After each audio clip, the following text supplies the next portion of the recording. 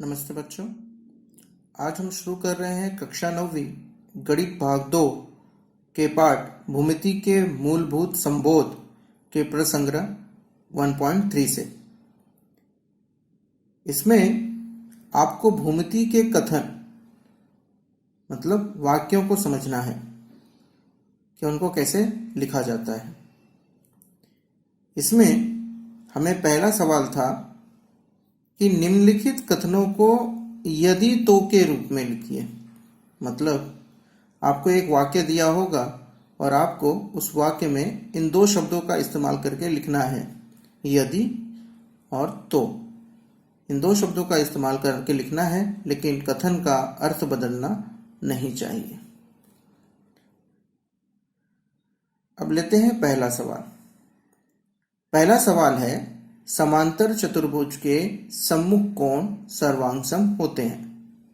ये वाक्य आपको दिया है, समांतर चतुर्भुज के सम्मुख कोण सर्वांगसम होते हैं। अभी आपको ये समझ में आना चाहिए कि समांतर चतुर्भुज मतलब एक प्रकार का चतुर्भुज है, ठीक है ना। तो वाक्य कैसे हो जाएगा कि यदि कोई चतुर्भुज समांतर चतुर्भुज हो, यदि कोई चतुर्भुज समांतर चतुर्भुज हो तो उसके सम्मुख कोण सर्वांगसम होते हैं। तो देखिए, इस वाक्य में आपको यदि और तो ये शब्द मिले, लेकिन अर्थ बदलेगा नहीं। अगले सवाल की तरफ चलते हैं हम। अगला सवाल क्या कहता है? अगला सवाल कहता है कि आयत के विकर्ण सर्वांगसम होते हैं। आयत के विकर्ण सर्वांगसम होते हैं।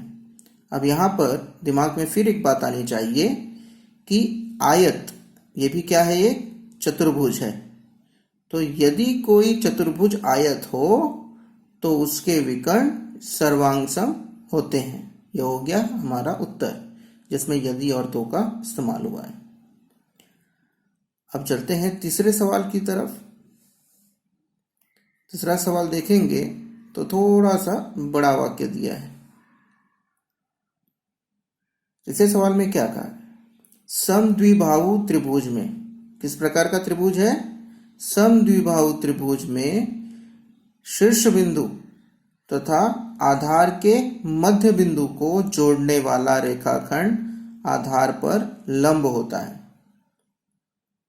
समद्विबाहु त्रिभुज मतलब ऐसा त्रिभुज जिसकी दो भुजाएं सर्वांगसम हो। तीसरी भुजा उसके बराबर नहीं होती है, दो भुजाएं बराबर होती हैं। आधार मतलब नीचे वाली लाइन, ठीक है ना। नीचे की जो भुजा होती है ना, वो आधार हो गया। और शीर्ष बिंदु ऊपर की तरफ।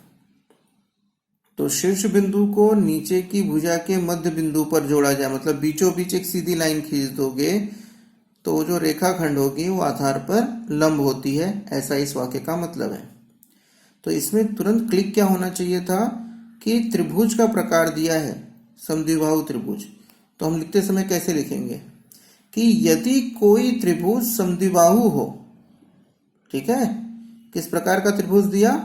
समद्विबाहु। तो हम लिखेंगे यदि कोई त्रिभुज समद्विबाहु हो तो उस त्रिभुज का शीर्ष बिंदु और आधार के मध्य बिंदु को जोड़ने वाला रेखाखंड आधार को लंब होता है। बाकी वाक्य से कॉपी करना था, है ना, बड़ा आसान।